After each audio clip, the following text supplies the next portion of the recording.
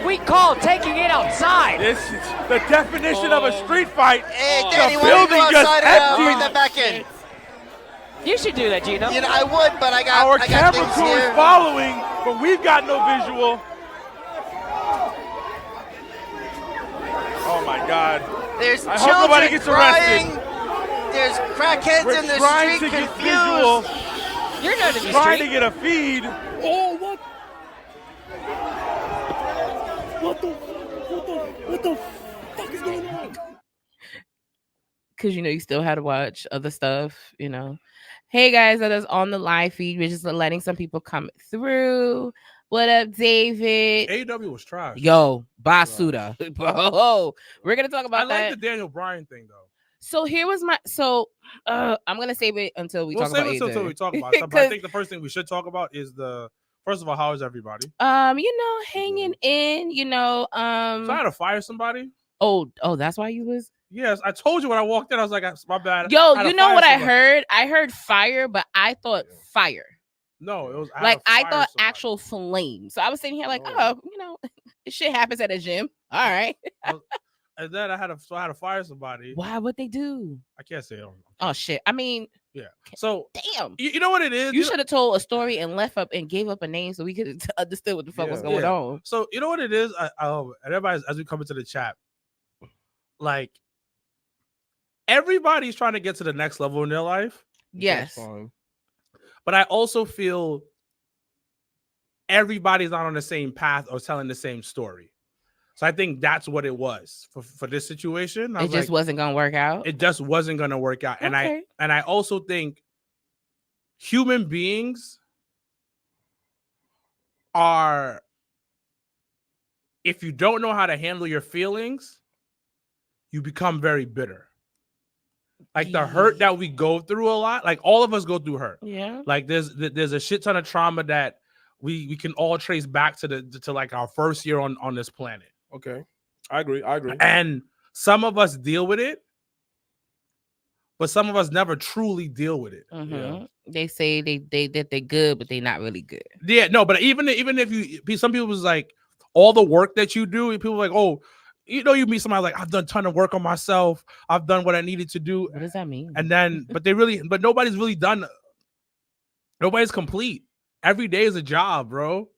But, you know, it's always interesting because I feel like at the end of the day, we're all works in progress. And I think that was just something I had to realize is like, as being a perfectionist in a lot of things, it was just like, everything is a work in progress, whether it's professionally, personally, like, but you have to honestly put the work into it and putting your foot forward so that everything is in a forward progression. And I think that's always something that for me, I keep in mind is like, I always got to have a forward, even if it's a small step. And I think that's where, you know, I had to learn as I got older was like, not everything had to be like a big ass step. It could be literally you moving a pinky toe over and that's still a forward progression. So it's just very interesting, but it all starts with our community, though. We don't celebrate the little things. Start from the home. We don't celebrate that. You know what? Talking about celebrating, I do want to give a special shout out to the Go for the Pin podcast.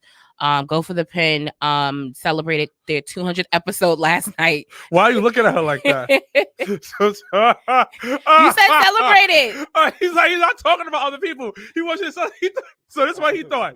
This is exactly what he thought. He thought I was going to celebrate him. Yeah. Oh, you know what? No, that's what you thought. Because that look on your face was like, wait, what? I didn't say that. How that? Yo, speaking of celebrating, I gotta celebrate me finally doing this at work. Me doing this. No, this it wasn't about me. That's how I'm looking like. No, I think I'm it was so weird. Nah, you look at yourself. Why would I talk about me? Because like it makes sense, but like how that. Go ahead, congratulations to them. Right. Come on, nigga Ray, like something like something like that. That's something to like celebrate that. You started from 0 episodes, now you're up to 200 episodes. The fact that how that he could celebrate that, but I hope that not just the villagers celebrate him, but him as a person celebrate himself. A lot of times that we don't celebrate the little things. We don't celebrate little Jimmy is when he scored a touchdown, but you don't celebrate little Jimmy when he does 100 on his test. So it's crazy you say that, but I also think it's also because we all don't know everybody's going through something. We all don't know everybody's going through something. Yeah, that's why you gotta handle people with grace. So this is so Low-key. being in middle management, I have to deal with that so much. Like yesterday, I had a meeting with one of the coaches that I work with. Son. So I had to give he or she feedback. One of the top people that I work with. Okay. But you know, anything that involves like sales is gonna go up and down. Mm-hmm. So I'm giving homie feedback, and I have this gift and this curse that I'll find something, and next thing you know, it's triggering. Boy, homie started crying. Oh, Full blown crying, talking about I got this going on. My mama's sick. oh This is damn. going. I pay for this. I pay for that. Things are tight right now. They want me to do all of this, and I was like, "Oh," but I didn't know that was a struggle. Right. And then the other day, I had another situation. I'm learning a lot about myself. I think I just want to talk about this. No, listen. You know what's so funny? When I was on Go for the Pin last Woo! night, I actually did speak about you, and I said, Mr. Black, has always reminded me like our podcast is like a therapeutic session. Like whatever's on our hearts, whatever's on our minds, whatever we got going on, like we use our platform as a way for not only for us to just be like, woo, but for everybody that's watching to, you know, to relate and to know that, you know, whatever situation they're not alone in, you know, there's people that's going through the same things. So I did talk. I mean, I talked about the both of y'all, but I did when you said that, I was like, I did talk about you. See, I wasn't even looking for that. But that was the truth. The thing about being someone who never been in middle management, a lot of y'all are assholes. A lot of y'all are followers. Like middle management compared to our parents' middle management, y'all like empathy and understanding. Y'all just like, I gotta do my job at the end of the day. I don't care because I got my mouth to feed. So this is why there are a lot of times where like us employee won't tell you nothing. So, but y'all don't give a shit. I love how you telling me that I don't give a shit. No, he was just saying in general. No, but I think it's changed actually. I think it's a lot different because a lot of people that are middle management that I know are millennials like around our age, around my age, and they're actually more understanding.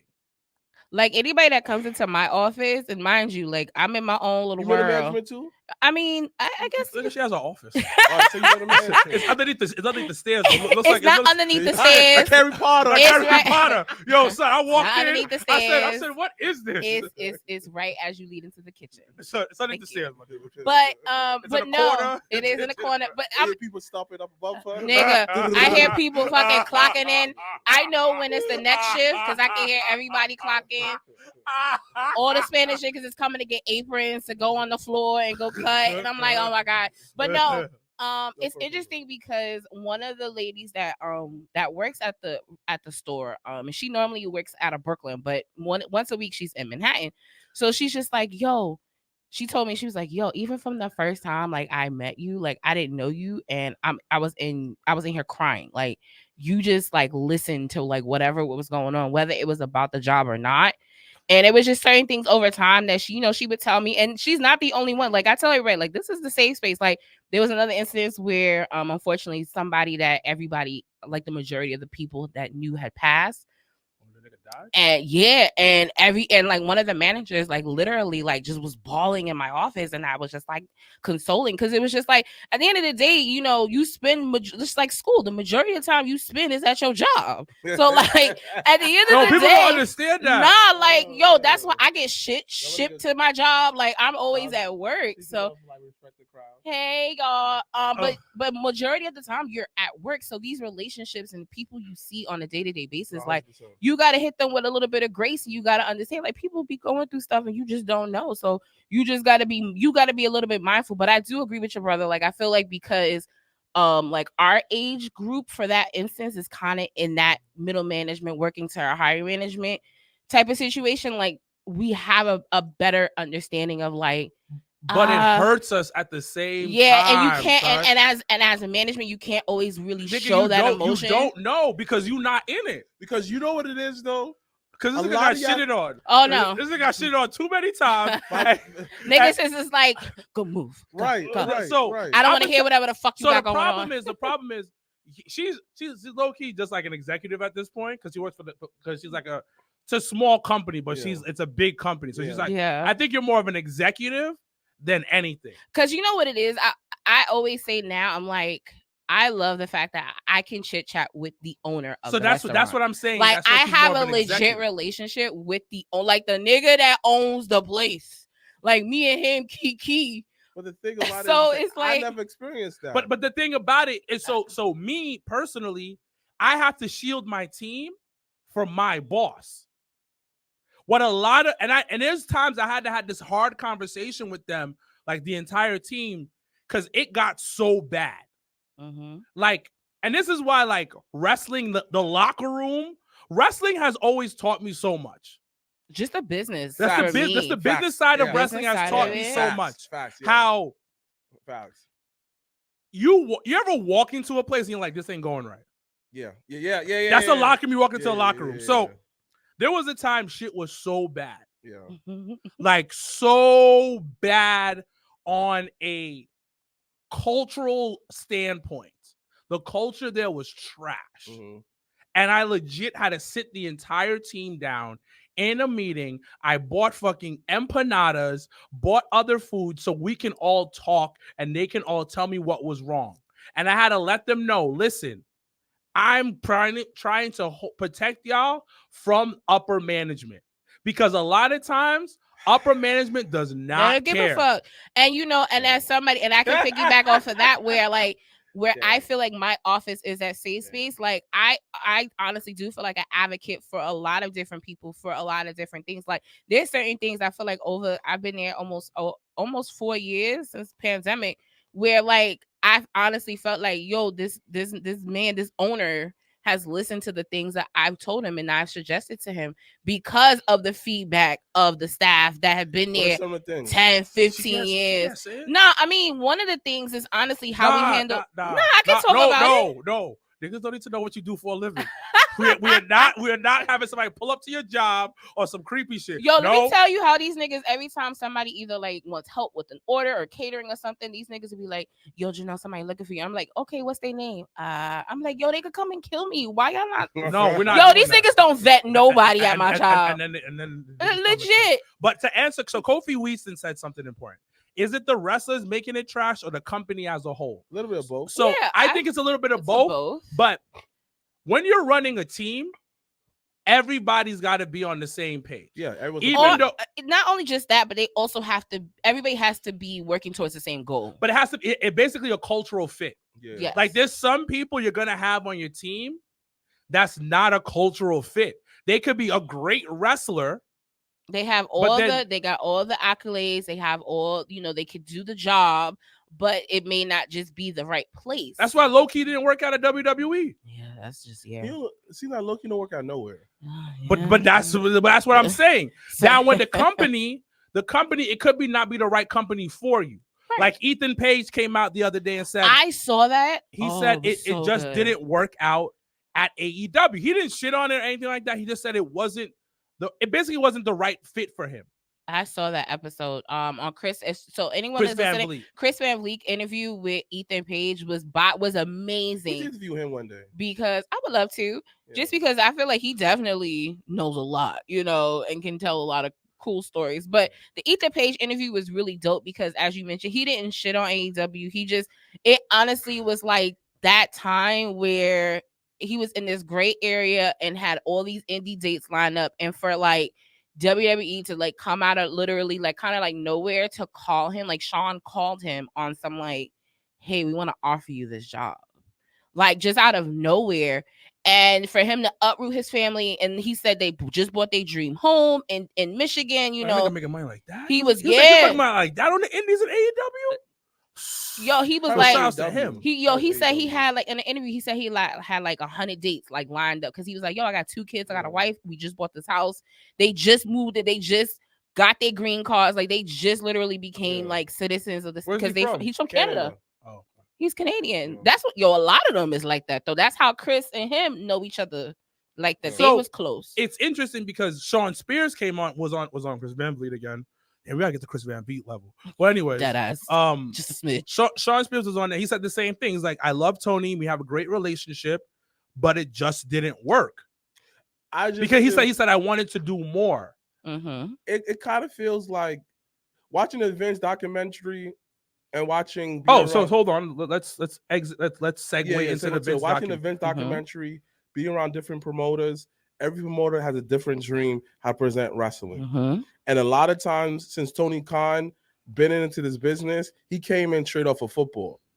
With Vince, he came off of some kind of entertainment background, seeing his dad doing this. So he see the mistakes, he see the stuff that worked. So this is why Vince had a better advantage when it coming into the wrestling business. Now, Tony Khan, they have certain people around him. You got to find your own voice whenever you step into something new. Tony has not found that voice of his that he already had. Nah, I don't think that's what it is. What? I don't think that's what it is, dog. I'll tell you what it is. What? Tony's dad hugs Tony. What? Tony's dad hugs Tony. He knows love. He knows what Vince love is. Doesn't. Vince doesn't. So that went to my point. He hasn't found his voice. That still goes back to my point though, because it's just like, who are you trying to be?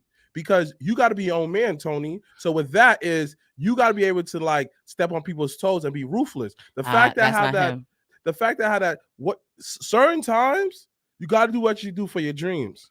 Tony, and you have two options. You can do it the ruthless way or do it the nice way. So, but I'm gonna say this. He doesn't need to be the ruthless one. That's what I'm saying. So he no. But that's how he's losing out. No, on but talent. but the thing about it, he doesn't. So this is something I've had to learn in leadership. This is what I had to learn just in general in life. You need a team with you. So, and this is what I'm saying. Yo, Damon Dash right now is broke. Yeah. Going through a situation. Whatever, Jay-Z grew out of him. Yeah. Grew out of of that relationship. Mm-hmm. But the one thing that when they were coming up, Dame was the dickhead that got shit done. Yes. Dame was the ruthless one. Yes. Jay they were partners. You gotta but Jay have a was good the chill back. But that's the situation on the situation. That's what I'm trying to say is what Tony is doing is fine, but he needs the dickhead on his squad. Well, yes, he tried to be the dickhead adding that time onto whatchamacallit contract. Who? Apparently.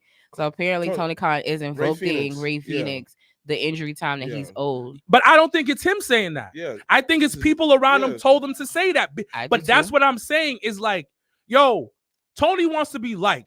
He's been, and the thing about it, a guy like him wants to be liked, wants to be the one that wants to be the cool kid, especially with the wrestlers. Yeah. That is fine. But have that nigga on your team. That's be like, nah, we cutting this off. But they have to be smart. But that doesn't change my point. What? You still got to find your voice. But he doesn't. He found his voice, though. Let me finish. Is now he should try to figure out what kind of wrestling I want and what kind of thing I want to stay away from. He still try to find him. You may think that though, but in other places though, when you watch Raw, like when he first started, he had certain people right next to him. Throughout the years, people are falling. He don't know who to trust. Stuff is getting leaked out. So at this point, he's still trying to figure out him. He's still running the NFL like he still have a whole NFL team that's still right now in the mix of it. Trying to figure out the quarterback situation. Trying to figure out what they need to figure out too. So over here in AEW though is I'm not saying someone said that, is he wrong for paying guys? I never said nothing about money. Never right, yeah. that. I was actually gonna acknowledge Mr. Eddie James. Yeah. That was never on the table that we were talking about. Because at the end of the day, what in terms of negotiation at the table, in terms of what you are being paid on a contract is between you and that person signing that check. That got nothing to do. Like nothing. We are even though we have opinions and those that are watching have opinions, we are never the ones to be like, nah, you can't pay this and you can't pay that. I don't care about that. Nah, I'm not jacking nobody check. Right. It's just all not I'm saying that. is like once he finds out what kind of wrestling style he wants, he's gonna stick to that. A lot of the BS he's doing, hiring different people, that's gonna cut out very soon, though. But I also do agree with you, though, I like that you got faith. Huh? So I like that you have faith. Yeah, because I seem like, look, being around the kids from Fallout, being around the kids around LPW and other different wrestling schools, my nigga semi-pro. He went from being JV to varsity to semi-pro because he put in the work in. So when you see people putting the work in each and every time in the ring, you could tell that, yo, people just need time. People need nourishment. And you may think that, yo, Tony Khan got a hug. That's kind of, he got hugs. That's why. No, the way that his life is, he needs those hugs to function. Maybe he needs somebody saying that, yo, like my brother said, he need a Damon Dash. He absolutely needs a bad cop. When I said he need a Damon Dash, he needs somebody that had a, yo, this is Tony Vision, and that's it, who has Tony best entrance as heart, but also the best entrance for the wrestling business as a whole. So to Eddie James's point, he said Tony Khan loves all kinds of wrestling. No, that's his strength. I don't agree with that. And I honestly, as much as a strength it could be, it also is his down. It's also a weakness because you get all these different types or different kinds of things that may not necessarily translate on American TV. And I think that's the downfall that he starts to have from time to time. Like, even for instance, I mean, we'll talk about Dynamite, but that women's match, of course, at the 9:30 time slot. I was like, I don't know who this little Asian girl is. Right. I don't know what's going on here. And then she lost in like 5 minutes, and I was just like, what the fuck going on here? It says this. The Jobbertears is TK has to be comfortable and flexible, balancing both the cool kid and the dickhead side of doing business. So also provide value for the product to the fans. But I think so. I agree with him. But I think Tony does know what the wrestling that he wants. So in my opinion, Tony seems like he's a fan of when ROH was at its prime. So that's what I'm saying. That's what I'm saying. When you're saying that, and I get it. If you look at it, you're like, oh, no. If you really dig into it, who are the players that are at top of that are the top people there? Adam Cole. It's a different conversation. Moxley, probably Mox, Daniel Bryan. Nigel McGuinness is doing some dope shit. Yeah. Like, you have these Claudio. Like, TK's vision, in my opinion, is ROH at its prime. That's what he wants AEW to be, but on a larger and bigger scale, where we're not doing these over dramatic promos. We're just cutting a promo, moving on. But the problem with that is, like Janelle just said, sometimes it doesn't translate well on TV.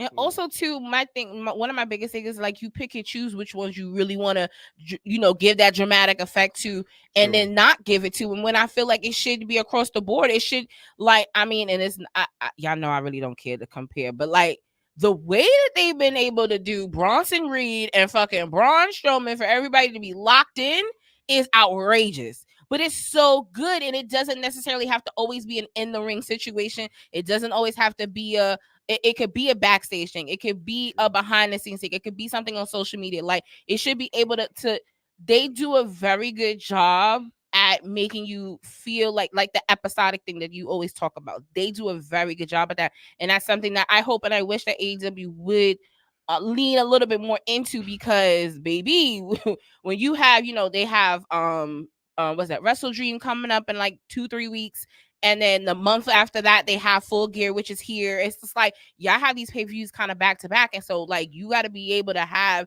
these continuing stories to be able to get people to be invested into what's going on.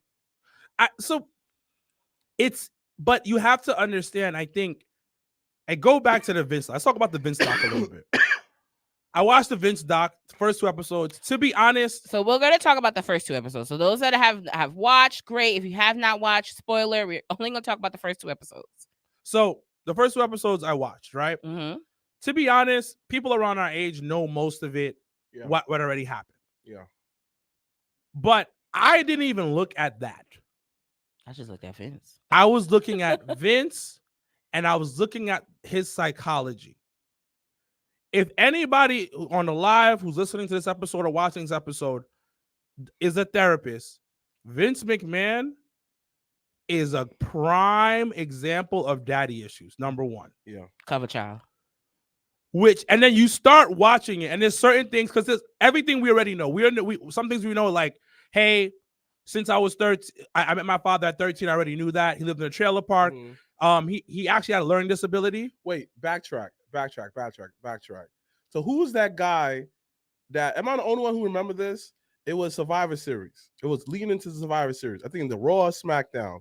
And he was hyping up WWE locker room. And some guy willed it into the locker room. That wasn't Vince dad? No, because I think Vince dad had already passed. So who was that old guy? I don't remember.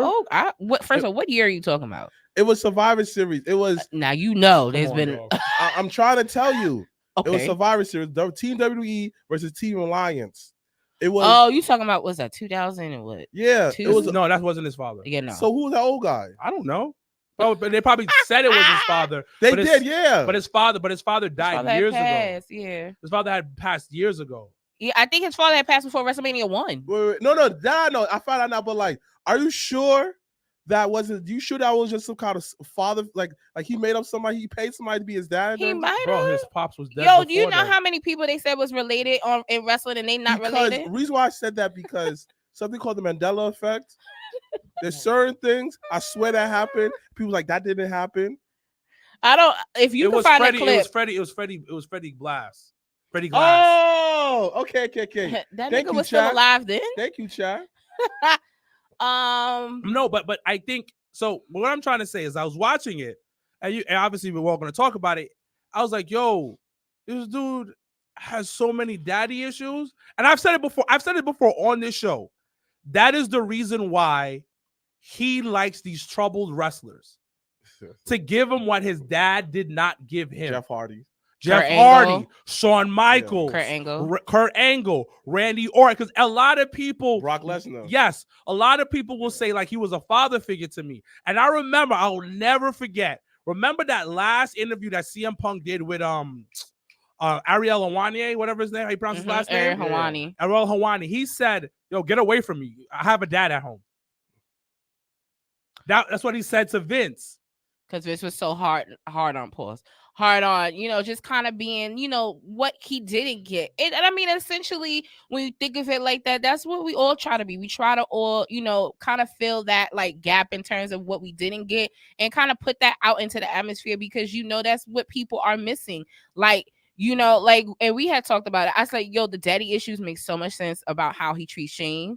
Because sometimes it be like that. Sometimes you treat, because I didn't get to them episodes, but sometimes you treat your own less than the people that you don't know. Yeah. And it goes all the way back to the trauma that you had previously with your own father. So, and it doesn't make it right or wrong. It's just, that's just his life. Like, that's just what it is. He said, does that take away from your home and family? Dan Kofi's on it today. So no, it does. But you know what it is? A lot of times, you go down this path. So this is constant therapy that I have. You go down this path. You either do this.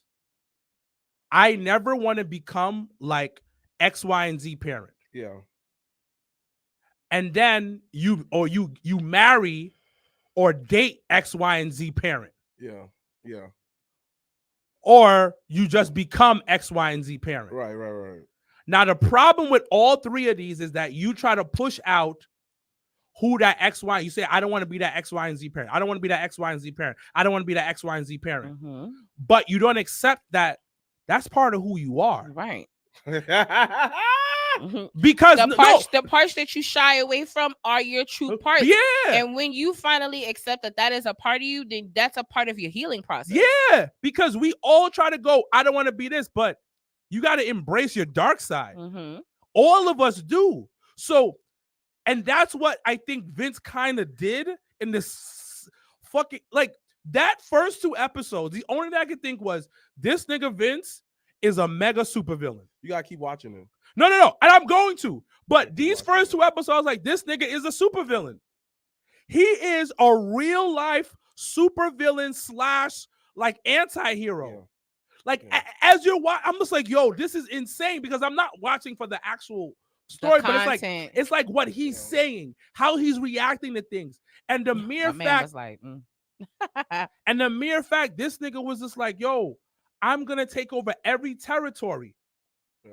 I don't care. And then his dad was like, you know what? You right. Fuck him. I'm proud of Fuck him. And then when he said, my dad said, I love you. the day before he died, I said, "There's no way." I said, yo. There's no way. I said, yo, that's the first time he ever said, I love you. But the Bro. day about 24 hours before you dead. Bro. Yo, That's you know what kind of wicked. lasting effect that has on somebody? Yo, and he dead ass sat there. He was just like, well, at least he told me he loved me. That, and yo, for him, I saw the child that was asking for just a bare minimum. Bro. And that was sad. Like, honestly, that first episode, I was sad for him. Yeah. I understood. It was so sad, because bro. it's just like, yo, you realize, like, yo, this is, even though I met you 12 years into my life, you are my hero. Like, I look up to you. I want to be like you. But hold up. Remember when he said he tried to hug his dad at 13? Yeah, he was like, his dad was like, attaboy. like, yeah, We don't do that here. yeah, we don't, yeah, Like, we don't show what? emotion. But those are the things that, Yes, Kofi Kingston has it correct. This nigga, Vince McMahon, is Lex Luthor. Yeah. He is the epitome of Lex Luthor, bro. Yeah. Like, it's just, it's sad. it's sad, It's very eye-opening when you look at it from the other way of things. And then another thing on the first episode is the steroid trial, right? Oh, the beginning of it, yeah. They talk about the steroid trial, and okay, I guess I'm into episode 3, but I'll seep into that. Pardon me, Janelle. No, I'm in that. I literally just passed. I'm at screw job. Okay, That's where I'm at. They talk about the steroid trial, and this is why I fucks with Vince.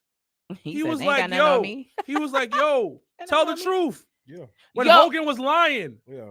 When Hogan was out here lying about being on steroids. Crazy part was every single wrestler legit was like, yo, Hogan lied. Like, Hogan lied. Like Hogan be capping. Like, why? Let's backtrack this. So the documentary, it was like, yeah, man, you know, they're trying to unionize. I had to tell Vince. Oh my God. Yo, I he's forgot snitching. that part. No, he's I snitching. forgot He that dry part. snitch. Yo, and you know what? Bro. I forgot the writer's name. Was it for the New York Post or whatever? The nigga that was going after Vince with all them articles. Yo, the fact that he came out, he was like, yeah, I was an FBI informant. I was like, bro, what? That's another one. I was like, what are we? What?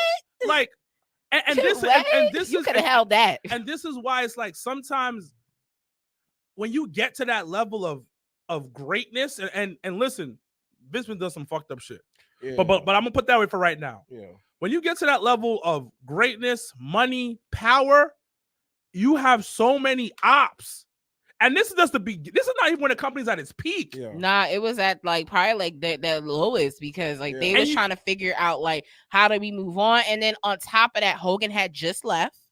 So that after he looked at, he told Bruce Pritchard, he was like, nah, I'm not leaving. Like, nah. He said, no, he told Vince I would never work for the competition. Yeah, he did And that, then Russo came to, And then- not Russo, Bischoff. Yeah. And then like it's like a week later, like, you know, like when you watch SpongeBob, it'd be Yeah. like few moments later. That nigga But it was was coming just down like- on a parade in Universal Studios for WCW But- and signing a contract. It was like, what? That documentary showed me a lot about Hogan when like Hogan was just Hogan. Yo, I wish somebody would have told me before I watched that second episode was gonna be about Hulk Hogan like that. Because I was just Yeah, he's like, I lying. could have bypassed that like the episode. fact that how I that didn't need all that. like the fact that a lot of stuff that going on in wrestling could have changed if Hogan just mind his business. Yo, Because none of like shit. because like honestly, Hogan influence could change the union lives. We could have got better pay from all different type of levels though. And after I'm looking at that like, yo, you don't get your karma. Yo, but then he thought he was doing something when he got on the stand. First of all, I totally forgot, or either didn't know or forgot that the nigga had got immunity off of that, Yeah. off of fucking being a snitch. yeah, basically. But then got on the stand and did a 180 and told them niggas and said the truth and was like, Vince never told me to take steroids. Vince Yeah. never gave me steroids. Yeah. And had the damn prosecution looking crazy Yeah. after they offered this nigga immunity. That was a black nigga move on his No, part. that But was I an ill like, move. what? And then he probably thought after that, he probably was like, you know, we could all be cool. Like, you know, I did my part. And it was just like, no, Yeah. but had you not lied from the jump, Yeah. we wouldn't even be in these positions. So another thing was Hogan showed me that the reason why I think Hogan didn't want to do it because he knew he would probably make less money. Yeah. That's number one. Number two, he was like, yo, I'm Vince's guy. I got to look out for Vince because this is going to look out for myself. I remember when we, rest in peace, Shad Gaspar. We did an interview with him. And this is what, when you just said that, it popped up. Always sticks in my head what he said about Vince. He said great things about Vince, but he also said something about two top guys, Edge and John Cena. And Cena. How they were going to change the payout or something like that. And they were like, nah. And they made sure that payout wasn't changed because they would make less money. The locker room wouldn't make more money. A lot of the way that they do things because the top guy wants to stay the top guy, and it's not about the entire locker room. It's about me making my money, and that's what it is. Every time Hogan gonna save Hogan. And that's what it is. So Hogan didn't care about anybody else except for himself. And watching that, I was just like amazed with the fact that like just Vince in general. I was like, yo, you are so messed up, but such a genius at the same time, because it's like you really put sports on the map. And we talk about his vision. His vision was, I'm taking wrestling I want to make it away from this carny shit that we're used to. I want to make it mainstream. I want to make it mainstream. I want to do this. And this is like, yo, betting on yourself. Bro, he put up his house. He put up everything. Stephanie and Shane both said in that first episode, they said, yo, my parents put up everything. Like WrestleMania 1 was either all or nothing for them. And then that's when the steroids thing started going on, and all, like WrestleMania 1 was them betting on themselves. So and knowing that, and then kind of looking at where, WrestleMania is today, it's like, it always had to be bigger and better. And that was just always the forward progression in it. Like people, will sit and complain like, oh my God, when it started to be in stadiums, people were like, oh my God, why isn't it in the stadium? And then what the hell? People too. People don't like change. It's not as intimate. That's why people don't like change also. So when it started to be in stadiums, it was like, why isn't it a big stadium? What's going on? And then now you get the pushback of people like, why is it 2 nights? Like, oh my God. And not realizing like 2 nights is so much healthier as a fan. Bro, I'm never forgetting WrestleMania in New York. We gotta talk about SummerSlam real quick. Yeah. WrestleMania in New York. Bruh. Both of them, actually, because Mania 29 was my first one at MetLife. We clocked in for a shift. Yeah. WrestleMania started at 4 p.m. I remember, yo. That should have ended. We were leaving Legends at 12:30. Yeah. Bro, it was an 8-hour shift. I don't think y'all understand this. But here's the thing, though. That's why I tell people. After Dave Bryan won, we was ready to go. I mean, not Dave Bryan. Kofi Kingston won. We was ready to go. And then there was still another match. Yo, and that's why, and actually, I do want to bring that up when we talk about Dynamite for a little bit, is that match placement is so critical. And I always stress that when we talk about Jobberslam or anything like that. Like, was that why I was main eventing? Shut up, stupid. Well, you were main eventing because technically the original plan was a cage. So that was why we can't put but hold up. Show. Hold up. Let's rewind. Let's rewind. Just saying. The first time I made a vetting, what happened after?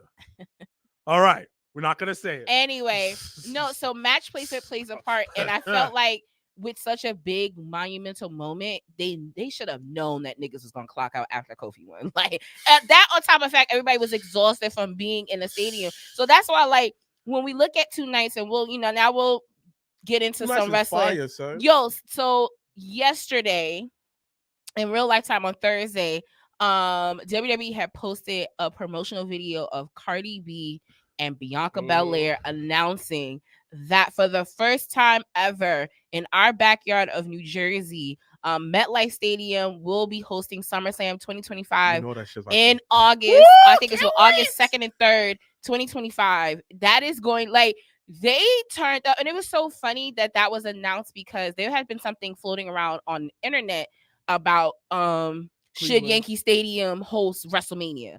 I don't know if y'all saw that. Like, people were posting like, should WrestleMania be in Yankee Stadium? And under the post, I had said, nah, because first of all, baseball stadiums are really weird in terms of viewing. Okay. So that was the first thing. Second thing is just that area alone, that traffic and just that shit is just not it.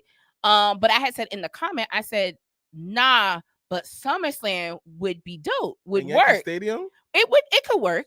I mean, that. So then for them to announce will be fire. SummerSlam here, but it's at MetLife because being at Cleveland Brown Stadium for this year SummerSlam, it was just like there was just no way SummerSlam could be in an arena. Like, I'm sorry, like there was just no way after this year. And I mean, we were sitting together. Mm-hmm. When I tell you that shit was filled. Yeah. That shit was Stephanie filled. Hardy 20 years ago. Shout out to Stephanie Hardy. But that's what I'm saying. Like, you're getting into this, not only you're continuing this mainstream, but yet wrestling is for the niggas. I'm sorry. For people that are upset about Megan's theme song on SmackDown, that shit is a bop. Niggas is upset about a Travis Scott song for WrestleMania in Vegas. That shit is gonna be fire. Oh, it's Travis Scott. Well, that's I don't know. Well, You sure not The Weeknd? oh god. My man, The Weeknd has had a new song. To with Playboy fair, Cardi. To be fair, WrestleMania normally has like 2 songs they bounce off of. You know it's gonna be The Weeknd.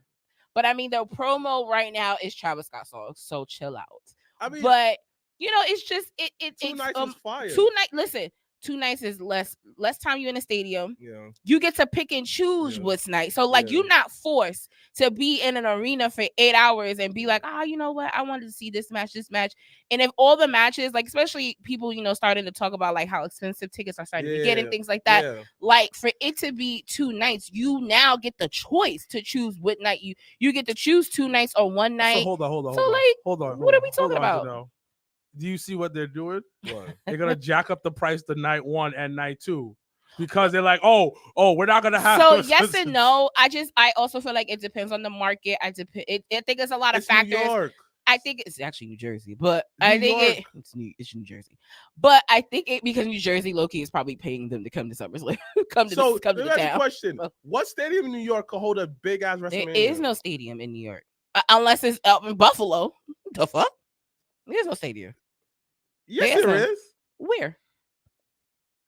Because you know what? Should have been at Yankee Stadium. I just think it's a weird setup. I wouldn't do it. It's a weird setup for concerts. Let me ask you a question. How big is Yankee Stadium? How many people can fit in Yankee Stadium? Probably like Let's check. Let me check. maybe like 40. Keep going talking. Let me Maybe check. 40. That's not enough. Correct. That's not enough. Correct.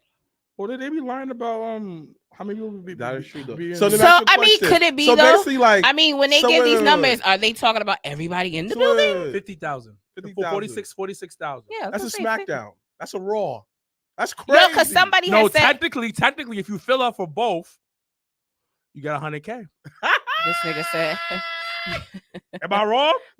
Not necessarily. That is But true. no, but I think it's dope that they because as they had announced, this year they're pulling back a little bit on the live events, and also the focus on non-big big fours /5, because now they want to consider Money in the Bank a big 5, which I don't agree with. But the other pay-per-views will be international. So like the fact that for 2025 already, Indianapolis is getting Rumble, Mania 2 nights is in Vegas, 420 weekend. WWE wild out for that. And then now announcing that now this nigga want to go to Vegas. Now announcing SummerSlam 2 nights for the first time, because they did announce that SummerSlam will be in Minnesota in 2026 for 2 nights. So I think they saw the success of how things were in Cleveland and decided to call the audible and do next year's as a 2 night. I mean, New York, because people complained about how SummerSlam was people complained about never. No. This is the first time ever. Why did you say you saw that? Why did you say they saw the success of Cleveland? Because originally the first 2 night was supposed to be in Minnesota for 2026. They had announced that already. Yeah, I know that. So I think they saw not only the pushback and people talking about like, we really wanted, more people on the card, because them keeping it at 6 matches maybe. For me, I love it because I'm always quality over quantity. But SummerSlam is now our being WrestleMania for the hardcore niggas. Yeah, for the niggas that don't want to get on planes and shit. Yeah, it's gonna be. It's gonna be. This nigga said it's for the hardcore niggas. Yo, because every nigga that hit me up was like, "We in there, we in there." I'm saying here like, nigga, I done been to so many goddamn pay-per-views. Like now, 2 years. I'm just glad I don't gotta buy a flight or a hotel, bro. That is it, bro. I'm getting my ticket. No, bro. The thing is, I don't take Amtrak. None of that. New Jersey Transit. Oh, it goes straight to the stadium. It's by my house, niggas. Oh, yeah. Who want to stay at my place? I gotta renew my thing. Okay. See if I stay there. But anyways, we'll go ahead. But no, so it's super exciting that it'll bring. I actually hope that Fanatics does a really good like meet and greet that weekend because they did something. They did That shit was trash for Mania though. No, but they did a swarm one for SummerSlam Wait, I had in Wale Cleveland. Mania? Oh yeah, Wale Mania. No, that's Wale. Mania. So But I feel like this will You be got the a time what? to do an after party. I got a call Yeah, I got a message. from the same person. Yep, He said, so from the same person. So I get a text, Wilkins. I said hello, and actually I was in back-to-back meetings. I wasn't on my phone, and I was doing a workout. I had to do like some, I had to like network with the company, with the company people, whatever. Even though you don't like people like that. Yeah. right? So doing that, I get a text on my watch because I haven't checked my phone yet, and I got a text on my watch. It goes, Wilkins. I go, This nigga put up the bat signal. and I was like, he doesn't text me like that unless he's talking about business. yeah, Do I know this person? You do, but I'll tell you after. Yeah. So I respond. I was You like, should. yo, hey. He goes, SummerSlam 2025. That was his message. I said, what? And that's it. So this nigga saved me this. I text him back. I go, I'm talking on my phone like I'm a Power Ranger. I was like, I said, what are you? Is it gonna be in New York? Yes, it is. We gotta talk. He probably gonna do a party, which I'm not against though. I think it'd be really dope. Listen, If we're able to really pull off what Listen. I think he wants to do and what he's been Listen. wanting to do for some time, Listen. because he messaged me and he Wait, was wait, like, so- he was like, I messaged Wilkins, so you know it's game time, and I was So, just like, this I got a nigga question. here. So what about Jobbertears? No, oh, you not in that chat. I had told him that. No, I said we do a mini show. no. Yeah. Like a 4 Okay, so what I had told him, I said, If you want to do a if show, y'all want to do it, I will buy a ticket. I will not be a part of that planning phase. Because what y'all not gonna do is take the fan out of me for that weekend. It's what we not doing. What we not doing is competing with the whole tri-state area. So to answer your question, I'm not doing that. that weekend's gonna be crazy. It's honestly gonna be, I think, a next level of what Mania was when it was here. Like I think that I'm at least trying to get booked at least for 5 shows. Yeah, you should. Like I probably might take off, Especially because it's in Jersey. So like Yeah. Jersey, it being in Jersey, people don't need a license. So people gonna run shows. Dang. I'm not. Y'all are welcome to. I'm not, because They might I try to don't want that overwork me smoke. too. But that's why you gotta find a balance. So get these hoes, bro. Anyway, Mariah will kill me. she literally. definitely would. I would probably kill you first, and then she'd kill you again. But what else is going on in the wrestling world before we get into this week in wrestling? Or we can jump into it, I guess. SmackDown last week. That promo. Yo, that video, that mini movie that we watched on the USA Network was wicked behavior in such a good way. Like I was just like, wow, they really did that. Like, people say what they want, about the WWE, but like these two niggas just put on for the company, like for real. Some people didn't like it. It was just for what? Like, What do you mean some people didn't like who it? didn't like it? It's too. It's like this. Like they did too much. They should have done it in the ring. Nah, Stupid. they did it in a place that meant it was a significant place for both people, and I think that, and it also was in the place of where the event is going to be. So, like people saying that, I'm not jacking that, because you have where, first of all, Cody definitely got him back when he was just like, "You only played here. This is my city." I was like, bars, but He didn't do nothing in the city. you got. His dad He's did. from there. He grew up in outside But of his Atlanta. dad put the city on the map. Not you. Damn, why y'all saying it like that? I don't know. You know what? If Dusty. You For know me, what? I always looked at Dusty and felt like I got more of like the Carolinas out of him. No, my brother's right. I don't. No, Dusty is the epitome of Southern wrestling, Atlanta-based WCW. Southern wrestling, NWA. Yeah. Yes, Nah, but he did say he's rooted there. This is Yes. home, Yes. so he is right. Correct. but regardless of the fact, people that's complaining about it being too much, it's like no, like sometimes too. What we Someone said saying? how that they'll say it was forced and then it seemed real. I mean, niggas fucking wrestling. First of all, they're not best friends. So you're gonna see the tension and hostility between both. But people. how did it not seem real? I don't know. Like I don't know. So this is why I say some wrestling fans are absolutely just want to complain about everything. Yeah. So let's rewind. Let's break down this promo.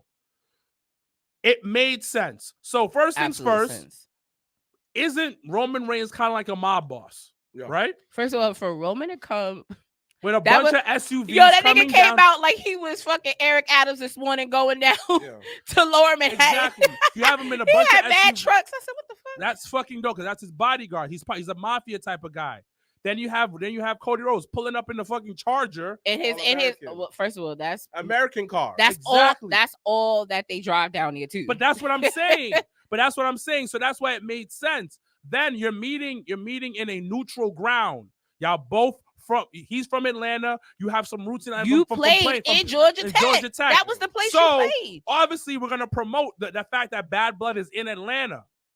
So this is why I don't understand why niggas do say shit like this. Because did you expect them to kiss and hug? Right. Like, did you think they was really gonna be Bethels? So and they said all the right. Hold on. He said all the right things. You lost your championship. You lost your wise man. You lost your family. You lost your family. You lost all this, and now you're gonna come to me. And then he's like, "Yo, after this, we gonna turn this back around. We have to figure this out." Because the rumor is that the next pay-per-view after Bad Blood is gonna be Crown Jewel in Saudi, sometime in early November. And the rumor is that the match that will probably be the main event will be Cody Rhodes versus Roman Reigns. You know the crazy thing about that? Pause on that. Put a pin on that. It's crazy that years ago, niggas shitted on WWE working with Saudi. Shit on it. Niggas be hyped for the Saudi. Shitted on it. Remember, we sat down here. We was like, nah, it's a good idea. Yeah. Because the simple fact that it brings more eyes to the product. But then people say, oh, but they assassinate people. And after we said that, you see what they did to black people? First of all, we have domestic terrorism all the time here that people don't really talk about. But that's neither here. You don't think that I'm scared that how the kids cannot go to school? How about just riding the train could be your last train ride? You know, so or like how a 20-year-old get a CDL trucking license after he gets hanged. No, but I'm just saying, like, people, you know what it is? People pick and choose their anger, and it's just like, and it's not to say that you can't do that, but it's just like, but then you can't fault for people that see a different side of the situation. And I think that's what it was for me. It was just like, yeah, you know, like, it's a country that, yeah, they've done some wild and crazy shit, but A, what country hasn't? And B, in their history, and but B, when you have to, and it definitely goes back to the documentary. Business is business. Business now look at that. Look at that. It was a weird world of wrestling. Now it's canon. Now we hype. Think about it. Niggas be at work, be hype for Saudi. Niggas wake up and watch Saudi. Saudi. The last few ones have hit because they was in the kitchen watching Saudi, right? Hype. But the thing about they come in before when they clock in and they be like, oh shit, I forgot Saudi was on because I have it playing. So yeah. But no, it's worked out now because now it makes sense. It's not a sideshow anymore. I think that's what you were saying. Like, it's canon now. It's like it's not a my microphone. So it's like this right here. It's not a sideshow anymore. It's part of the. It's a part of the story and what they do. And I do think to that point. But it's been helped. But I'm also. One thing I will say, why have they made Bad Blood such a big deal? Why have they? Because 20 years. Yeah, I was gonna say I think because of the anniversary. Yeah, of the first Hell in a Cell with HBK and Undertaker. So I definitely think that is why. And I think that's why they brought back the name. I think that's why they're doing the event. It was a big house show before Vince. Well, it was an in your house show. Yeah, Bad Blood. Yeah, Bad Blood was in your house, but it was. But as Mr. Black had mentioned, that is the original place of where the first Hell in a Cell. Okay, that makes sense. So that's what I'm asking, because I'm not saying it's a B-list pay-per-view, but it's like it's not one of the big fours, the big fives, and and I like Atlanta. It is in Atlanta. I am going. So let me ask you a question. Now let's go to Raw. Jay winning the title. I mean, what did I say the week before? Yo, do you understand? What did I say the week before, though, guys? Funny. What did I say the week before? We all knew if he wasn't going to win, it just was. What did I say the week before? What did you say? I said they're going to put the title on him. I don't have issue him winning the title. I think it's great. But I feel like if you're going to do that to Braun Breaker, you could at least have him defend the title a lot more. I just feel Like like there was enough time in between that. like even then though, even though even like give him an Impact run or something like that. See, but I think because of once again, you got to also remember he a baby. He he's still fresh in his career. And what I do like about the post emotions about Braun losing is that people were talking about Braun Breaker. It was you're happy about Jay, but you had people that were like, damn, I would have loved to see Braun Breaker. So that when that moment comes back around again, because Braun Breaker is gonna be the future of WWE. He's one of the futures of the company. I understand. So when that comes back around, that shit is gonna hit a lot differently. I understand that than the first time. But I feel like, yo, stop with this stop and go booking with him. For example, him versus Sami Zayn, the first match. That first match was just like it was okay, you feel me? And then he finally wins it, and then like in a very good match. But now it's just like he did all of that, never defended. He went around talking trash, speared people. Yeah. Okay, but you just got the crowd barking with you. Give me something during that run. Mean that 52 days, yo, F it. Defending against certain people. Going to NXT to promote that shit. The big dog is here, and then he promotes it on NXT. Why does he defends on NXT if he just left NXT? No. I'm saying that how that. No, I get what you're saying, but he just left. Yeah, but on some high that yo, defend it to like set like his time. Give him some like one thing I realized about titles is this way. Yes, it's a prop, but every title. Somebody holds that title, and there's a different chapter to that title. It's just that when it comes to the IC title, I heard it near dear to my heart because that was my title growing up, B. I love the IC title. I just feel that Braun should have got more before he lost it. But you know what the IC title means? It means world title soon. Yeah. And like I said, I think that it being a short run is not bad, it's not good, it's indifferent for me. But because Braun being so young and still got a lot of years left, because it goes back to the promo they had the week before when Jay said, "Yo, you're the rookie, low key. Like I'm the one that's gonna show you." Because had that promo happened and had Jay not won, I'd have been like, what the fuck was the promo for? I would have been more pissed about that. I'd have been like, what the fuck was that about? So Jay, the issue here? What? The fans are gonna turn on Jay soon. Niggas, fans are fickle, so I don't really care. They're gonna turn on Jay, and even his dad don't like it. Yo, you know what's crazy? I had watched a random ass clip of Total Divas on Rikishi on Total Divas. So if you ever remember, I think it was either the first, second season. It was really early times of Total Divas. And when Naomi and Jimmy was gonna get married, and Rikishi, it was a background segment. It was a background. They were in the background, and they were backstage, and they had asked Rikishi to come to the wedding. I think they got married in Hawaii. So they were like, Naomi was like, it'll really, mean a lot to me, but I know it would mean more to Jimmy if you came to the wedding. So, he gave the whole like, yeah, I'll be there, just let me know what color I need to wear type shit. Fast forward, then the next scene I watched was them talking. It was Jimmy, Jay, and Naomi, and they were in Hawaii, and Jay saying that Dad's not coming. Dad took an appearance booking the weekend of their wedding. So he was not there for their wedding. So I just always find it, so fast forward now, I just find it hilarious that this nigga has a lot to say about somebody's career. Was it a work? You sure? Was it No, real? that nigga was not there. But it wasn't. But I heard it was scripted stuff though. Nah. I told you it was a scripted. Like in terms of the signs, but like that nigga, dumb niggas. Don't do that, Chanel. Don't do that. Dumb niggas said, nah. That nigga took the booking. Chanel. Hold up now. Back up the truck. Beep. Nope. Crash. Nope. Janelle, you believe that Total Divas was real, my nigga? I'm not saying that I believe Total Divas was real. Yes, just like wrestling was scripted, but I definitely believe that nigga did not go to their wedding. Yo, chat. I believe that. Can you please look at his book if Rikishi really didn't go to the wedding? See, I knew it, son. That was a TV wedding. He didn't go to the wedding. He had another one. I knew it, son. But I knew that shit. But guess what? He didn't go to the wedding. So let me ask you a question. So you still think that Daniel Bryan being hurt all those years was a work? You said Daniel Bryan what? Being hurt of a concussion. Now you already know the answer to that. Oh my God. You think it was a work? You still think Daniel Bryan concussion was a work? With all the evidence out there, it's a work. Y'all already know my answer to that. Yo, this nigga about to live with CTE, son. And that's on him, low key. Look, That's on him. right there. There was a picture of him at the wedding, Jenna. Which wedding? Which wedding? The real one. Because you know they're Samoan, so they may have had more than one reception, one They wedding. did. But the one on TV, that nigga wasn't there. It was a work. And them It niggas, was scripted. yo, and the crazy part was correct. And she spoke about that. Why? Correct. Why? Come on, dog. You already know the damn answer to that. It's like asking like if Mike can shoot to like marry white. Put your hand in the middle. Don't do that. Come on. That's because she was black. Yeah. No, Yeah. but they said that. All right, moving on. No, we're not moving on. No, we sure are. No, we Nope. not. Yep. But did they Y'all say niggas that? came at me about it, but then you didn't know that nigga ain't want him to marry her because she was black? Come on now. No, that really happened. Come on now. No.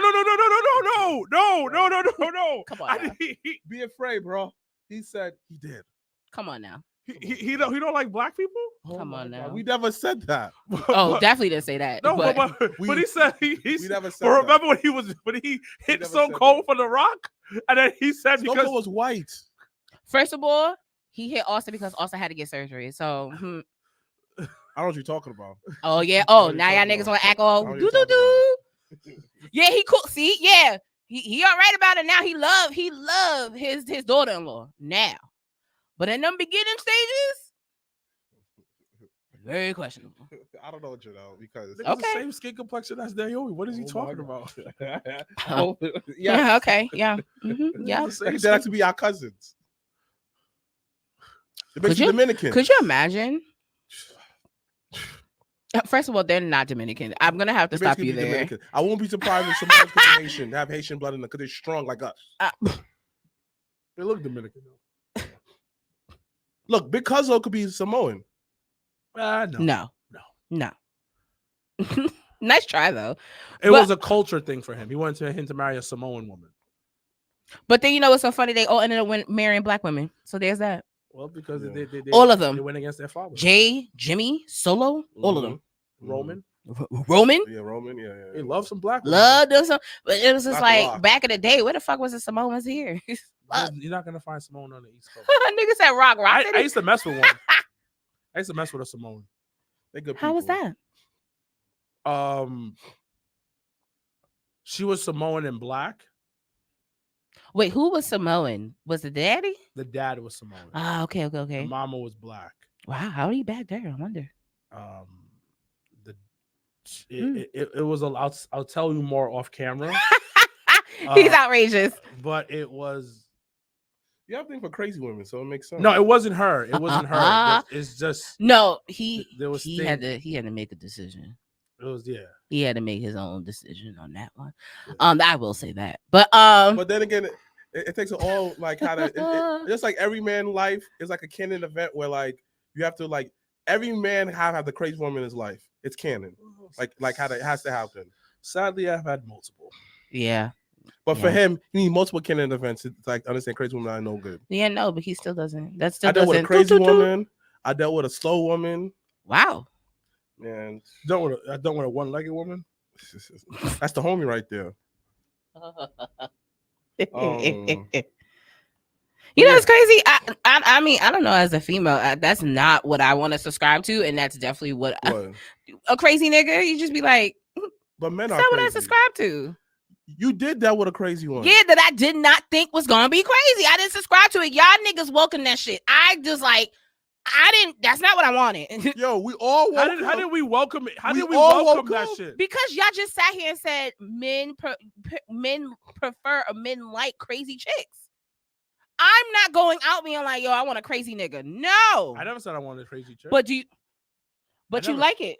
I don't like it. Shit is stressful. Why are you okay? Okay. Right? Okay. Your brother just did that. Okay. He just did that. I don't like it. Clip this. He just did that. Okay. Because I can't believe he just did that on I live don't TV. like crazy women. Okay. And you continue. Okay, Continue. you know what? You're right. You're right. Jay Uso is now. No. We'll stay on this. No, We'll no, stay no, on this. we are I not. don't want to live Morgan. I don't want to live more. Were you not just hyping up Dawn for being with Liv? Because I know the pussy fire. But that doesn't mean you want to stay with it.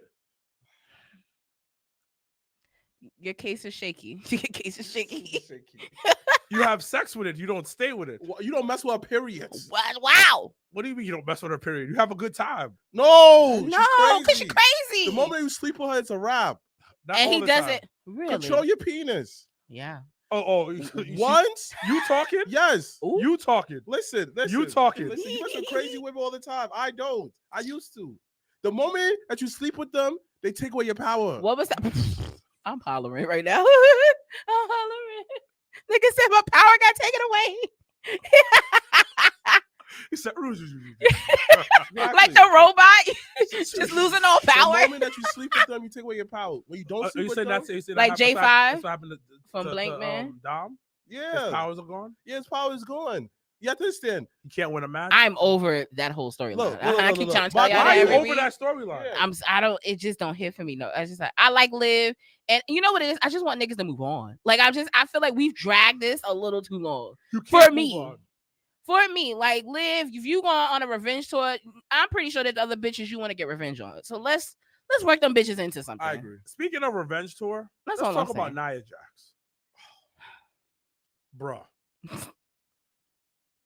I don't know what water she drinking. This nigga here. She putting that work in. I don't know what she did when she took that time off. But she has been on a revenge tour and she looks absolutely amazing. But it's something that she said during the interview that she had with you. Check that out right now. Available now on YouTube. Nia Jax and Saul Wilkins. Speaking of that, though, since you're on a YouTube page, please check out Darius Carter and Saul Wilkins Street Fight now available right now. And link in the description and link. And pretty soon we have 2 more matches. But yeah, from Jobberslam and Jobberslam Pass. So yeah, you have to understand. Like she said something like, "Yo, this is just my job. I don't take this home. This is a joke to me." So the moment that she's able to separate her emotions from this, she's able to just do her job. That's how she's just able to strive. I honestly but she also think looks so good though. She looks phenomenal, but I also think delicious. you could tell she's having a lot more fun.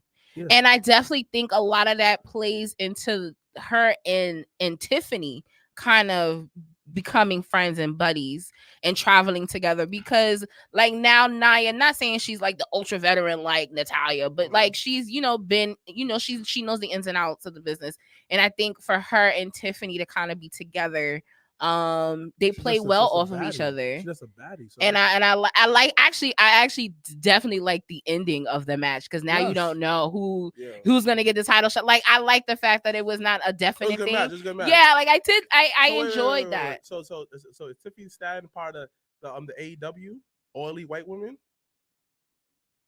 I mean, yeah. I think she's earned her spot there. Okay, she's earned her spot. Okay. But the queen below the crown below the crown of beautiness in professional wrestling goes to Nia Jax. Okay, heard. You had also on SmackDown real quick. You had LA Knight and Andrade, which I thought was really good. I honestly, and I'm a stickler for like, this is very old school of them, of how they've been able to successfully done it. But the best out of 7 with him and Mello, like I'm just like, go put the fries back in the bag. Fight. I mean, yo, he came in the back. He said what he said, and then them niggas started throwing blows. I said, "Oh shit!" And then they had announced the 6th match for this for tonight. I think it's tonight's SmackDown. So wait a minute, y'all ain't like when the Young Bucks did it with Kenny Omega and Hangman? So you know what? I didn't. One is it was tag team, and that's a lot of niggas in the ring that I prefer not to. But I felt like their matches didn't get good until like the 4th. Yeah, I felt like once we doing the 4th, 5th, 6th, and when it came to that 7th one, that's when it kind of like you tuned in a little more. Them first 3, I was just like, I don't know. And it's a lot of niggas. I liked all of them. Huh? I liked all of them. Yeah, me too. All of them was good though. So it's just like, dang, that might be the best of 7 between Chris Benoit and Booker T back in WCW, and they redid it again. So we're not gonna talk about MVP coming to AEW. No, we're gonna get there. Don't you worry. We're gonna get there. But wrapping up Raw. Once again, like I said in the beginning, what they've been doing with Braun Strowman and Bronson Reed has been fire. So now they got a last monster standing match this coming Monday night on Raw, which I think will be really good. I kind of like that. They've been, they're building to the whole Sammy and Gunther for the world title match. Which, in all honesty, had they not had the feud for the IC title, I think I would be more subscribed to it. But it hasn't clicked for me. It's not to say Sammy doesn't deserve a title shot or vice versa. It's just that we've seen this already. Do you think that it would have been better? We've gone through this before. Let me ask you a question. You think that it would have been better that Chad Gable would have beat Gunther? For the IC title? Absolutely. Yeah. Or do you think it's better? Because then Chad, if they would have ended up doing that and had Chad going against Jay and Jay taking it off of him, that pop would have been, I think, a smidge higher. I do. I think that the Cesaro and Sheamus 7 out of 7 was really good too. I do agree. I'll forget that. Yeah, no, that was really good. So, Monday Night Raw was it was decent. It was all right. This past Wednesday night, AEW Dynamite Grand Slam here in our back. It was Basuda. In Queens, New York, at Arthur Ashe Stadium. It was packed though, I heard. Was it packed? Nigga, they used half the stadium. Oh. Yeah. You could tell from the setup. Oh. That anything behind whatever the stage was tarped. Why do you think what do you think is going on? Is the luster gone? Is the hype gone? Because honestly though, son, who wants to be in on a Wednesday night to midnight? Honestly, I let me ask you a question. Honestly. All to the side though. What's the main storyline that's really holding at AEW that make you want to come in every week? Daniel Bryan. Yo, and that's why I was pissed for 2.5. I was pissed that they opened the show like that. Me too. Because you literally started and I got why, because you wanted to start at a high. I understood that part, but then nothing else followed. Because and I use the example of when we play 2K24, when we play my GM mode, which I keep winning. By the way, we're Virgos. I understand, but they always tell you in the beginning, when you starting to learn how to play, that your first match and your last match should be your highest rating matches. Mm-hmm. They tell you that. So but they show you like a curve, because essentially that's just what a show is supposed to be. It's supposed to be you're gonna have a high, you're gonna have a low, you're gonna have a high, you're gonna have a low, you're gonna have a high, you're gonna have a low. So I felt like Dynamite, it just was, you started at a high and then it just went straight on down. Should have me and Darius for this show. Yo, and I was even more upset that they had the Mariah May match and then had Willow come out when you could have built and had Willow had the match in New York. I said, what the fuck? Now, I will forgive if you end up doing it for Full Gear. It's fine, but it just was November. I think it's the week before in Prudential in Jersey. It's the week before Survivor Series. Actually, but I just felt like the Why show. Do you disagree, Mr. What Mr. are Garrett? you saying you disagree to? Because could be saying a lot of things, but like I don't know. It's the just tag match went too long. No, man, because the same thing I asked him. How honestly, I saw the card. I'm looking like it's not worth it. And then after I had that, I already told myself is if I don't go to this, I'm definitely going to Monday. I mean, on Saturday Night Live. When is that one? October? December? Even better. I heard December SmackDown's 16th. coming. SmackDown is at the end of October. Yeah. Listen, the tag match Mr. was good. Gary, it was too fucking long. It's always long. No, it was too fucking long. To matches. be honest, if we were gonna go that long, that should have opened up the show. If we were gonna do that, that should have probably opened the show up. Darby versus Moxley, trash. Yo, why was it trash? Their chemistry ain't. They don't have it. They don't have it no more. You have to understand. They versed each other many times. Banger. This one was just like, that wasn't that. And then I was sitting here looking at the ref like, so you not gonna throw this big bitch out at any point of this? Wait, who was that again? Roderick Strong's wife. I think that I ref a match before. Yeah, because she was champ for Anthony Cole. Yeah. Before she went to AEW. Yeah, but nah, it was just like I was sitting here like, so we just gonna let her just all right, cool. And I guess. It was just like how that like. I'm tired of them playing in Darby's face. I really like AEW, but it's just like there's nothing making me want to come back each and every week. There's like some Wednesdays that I'd be so tired from work because sometimes we work at my main job, my second job. I'd be so tired looking like, all right, I catch the highlights, and even then I don't watch the highlights. Like, yo, bro, honestly, the Hook versus Roderick Strong match, I like Roderick Strong. It was okay. So that actually, I'm glad you did bring that up. That actually was a high point for me in Dynamite because honestly, I felt like for some time the FTW title has been an anchor for Hook. And And it's been hard for him to really progress and be into other either title situation or something else without having with having that belt. So I did like the fact that they, were in New York. His dad was there. They had a moment together. They retired the belt again. But I thought that was dope for him because now I'm like, okay, Hook can now really do his own thing, get busy and really, really shoot up. So like I like that for him. Yeah. Which has been the rumor. So let me ask you guys a question. How you feel about Nakamura and AJ healthy, ready to go, but there's nothing for them? There's nothing for them. But they still getting paid. Niggas wasn't, to be honest, and that's what I'm saying. That's wrestling. It's not only just wrestling. I do agree with you on that, but to the point of you don't know what they got going on personally. Like maybe this time they doing stuff, whether it's with their kids or doing things that they haven't been able to do. So like it could be a mixture of both creatively not having something. They're like, all right, you know what? I could go focus on certain things that I haven't had time to do. And I think that but niggas wasn't checking for them anyway. Right. I think that they might be what they were trying to do for a while. Cycle wrestlers in and out. Meaning that, hey, you may not be on TV every week, but be on a hot show to wrestle. You feel me? You still on your dollars and stuff like that. You still stay relevant. Hey, can you do this radio show? Can you do this? Because since Kid been busy, who knows what AJ been doing locally? We don't know. But I also think it's why put him on TV in a shitty storyline that doesn't make sense. Or do or not do anything. And that honestly was my gripe with Dynamite is like you have your 5th year anniversary show. And there were like no real like either promos and outside of you announcing matches, there were nothing to get you to be excited for next week's 5th year anniversary show. It's because Trevor Lawrence can't throw a football. That's Shut the fuck. You know what? That's true though. But he can't throw a football. The team is 0-3, so nigga stressed out. But at the end of the day, it's so simple though. It's just like I'm not. Yo, I am because you're quarterback. Hype it up, like hype it up, like hype it up. Meaning that how that hey. What are some of your big favorite moments? You vote on it online. Hey, Moxley, when like Moxley came and Death Rider, Omega onto the. You know what they need to do? What AEW needs to do?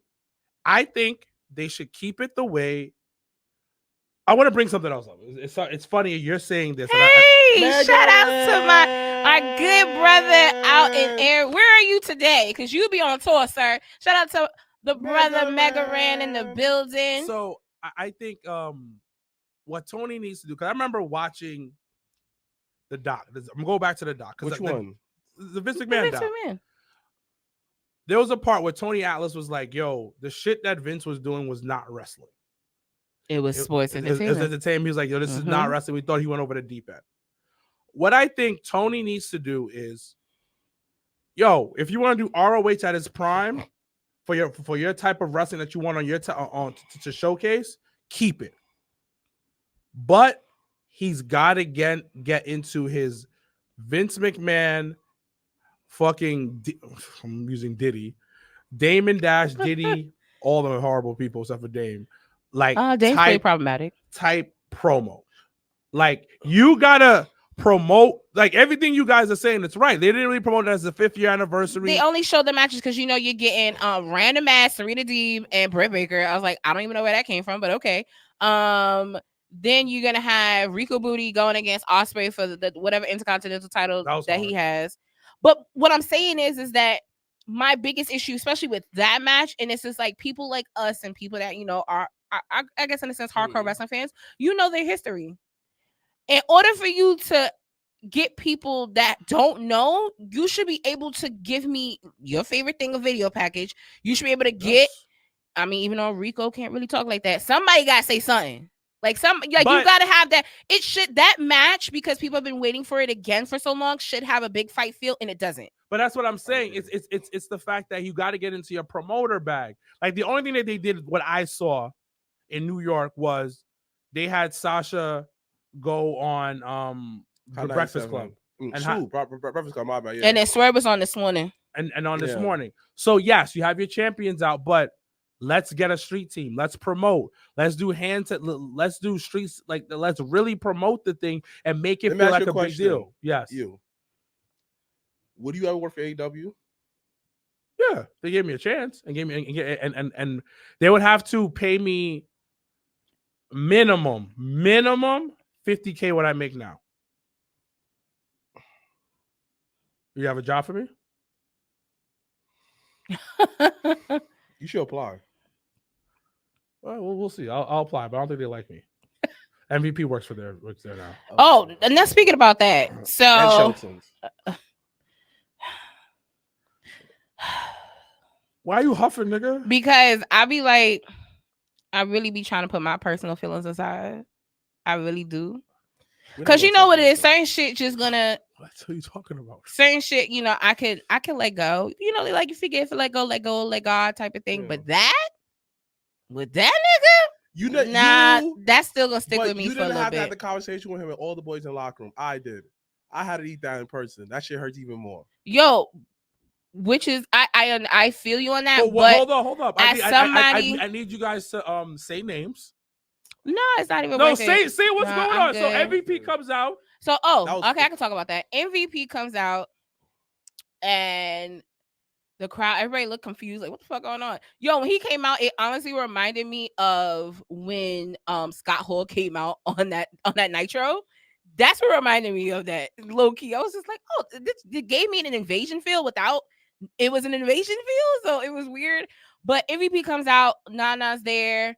And he tells, he's like, the reason why, Swerve, is, where, what's going on is because of his management. So, here's my business card. First of all, why would you give the nigga that is his manager your business card? But I digress. Yeah, that's what you do. Wouldn't you give the nigga you want to be your client the card? No, that should create division. You didn't get my business card for your manager? No. He didn't give me it. Why? I guess that's some old rap shit. Okay, I can feel you on that. But in that moment, it just was like, what? But he tells him, he's like, give my card to Swerve when he's ready, to level up. When he's ready to be champion again. When he's ready. And then walked off with his cane. But my thing is this. Cool promo though, but Swerve did level up though. He's the most paid black person in wrestling right now. So like yo, this he nigga said, nah, I've been stuck in the job in. It could have been. Yo, when he did say that, I was just like, are we one to talk, sir? Like, why did we say that? So we're not gonna go over what this nigga just said. This nigga said that Swerve just broke the racial barrier for contracts. Yes. Is that what you just said? Yes. Wait, I didn't hear that. He's the highest paid black person in wrestling. Are you sure it's not Sasha Banks? Huh? I think it's Sasha. You don't think it's Sasha? No, because like how they paid Swerve too much money. You remember? No, but I think Sasha. No, but you're right. I feel that. Okay, so like he's the most paid black person in wrestling. Black male. Black man. Okay, we can say that. So maybe. at the end of the day, what does MVP has to offer me? Better management that's not gonna management that may not get me into these situations. Nana. First of all, Nana low-key leveled him up. Yes, Nana got me the best contract any black man in wrestling could get. How about Nana was able to not only get me in the middle of my current contract to renegotiate my contract. Come on, son. Let's talk about that. Come on, son. Maybe he can get him more money, more guaranteed money. Nana helped me be a Samoan. Nana leveled me up. Nana helped him be a Samoan. What? Samoan wait, Joe. Samoan Joe become champion. Joe? Come on. I was like, what? Nana helped me be Hangman Page in the cage match. The white man was terrorizing me all this time. Nana helped me. You feel me? Nana helped me to understand that, certain baggage around me was no good and left them. Nana told him that. So Swerve got the best management in wrestling. I actually hope that. I kind of like where they may go with it, but Swerve. But where do they think they go with this? Because why? But I feel like Swerve should stick with Nana. No, so that's what I'm saying. Is like maybe they can have a Shelton comes or Bobby comes and then they have like a feud with that. I'll just say, yeah, they have a feud with that. But I don't think Nana should leave. I don't think Nana and Swerve should because like kind of they just keep it in wrestling standpoint. I don't think they should. Why am I leaving MVP? Why am I leaving you? For example. So you know what I kind of hope, because the whole, I guess the rumor, I guess everybody assuming it and thinking that Shelton and Bobby and MVP is gonna be there and they're gonna re-up, because I did like, because MVP at the end of his promo, he definitely said business mad hard. Now it's just like you were mad hard. business, and then walked off, and I was just like, you sneaky nigga, you. He tried to put his. They all go to AEW. Look at these. But see, my hope though is that AEW's for the niggas. But let me ask you a question though. AEW's for the niggas. Let me ask you a question though. What's the question? Is AEW for the niggas? Yes. They come to AEW, they hot for 2 months. Then after that, someone else comes, and that's it. So my but my thing is that I feel like the direction of whatever is stable they decide to go with, because it's clearly not going to be Hurt Business, because they can't use that name. Hurt Syndicate got, I think got copyrighted by MVP. But if whatever thing they do doesn't take two talent that's already been in AEW and not elevate them, I don't want it. They're not doing that. I don't want it. I don't want it. The point is Bobby Lashley and Shelton Benjamin to come to AEW, have a run for 3 months, and then be on the shelf and get paid. What? But let me ask you a question though. With all these short runs, with all these people who's supposed to be the next star, did it generate any money? How are we gonna leave a mark on the business if all we're gonna do is worry about 3 months and then all right, we just gonna take a seat? Sasha Banks came. Did like business picked up? No, it did not. No. She got Tony Khan dancing like one of them dancers in GTA. No, that did not. Well, Sasha danced like she in GTA. Yeah, and Tony Khan showed himself too. Somebody sent me that video. Someone said that Mr. Todd said MVP came and used MVP copyright. Yes, he can. He said on AEW. Yeah. No, MVP can use MVP. Yeah. So listen. Let them rock. Let's see what happens. Like we always say. And also to the Shane McMahon thing, I was like, I had thought about it. I was like, yo, Shane, if we not getting Shane versus Darby Allin sometime, I don't want it either. But I can leave that on the table. That'll be a fire match. Correct. Listen. They're getting paid. But is it always about that though? Like, does it have? Yes. Look, listen. Hold up. Y'all keep talking about the art form. Oh, this and that. Yo, Tony Khan called Wilkins up and said, Wilkins, come work for me for 3 months, but your contract is 3 years, and I'm getting paid $1 million a year. See, but that's what nigga is taking that. Yo, and that's what broke up Proud and Powerful. So there's that. Yeah. I'm gonna keep my opinion to myself. Listen, it's nothing wrong. To be clear, there's nothing wrong with getting the bag. Papa. But if your job is to entertain, then nigga entertain me. That is true. Like what the fuck? Listen, if your job said, hey, Janelle, man, we ain't got nothing for you. So go home, watch some wrestling, be with your boyfriend, future husband, but we still gonna pay you. We gonna call you in when we need you.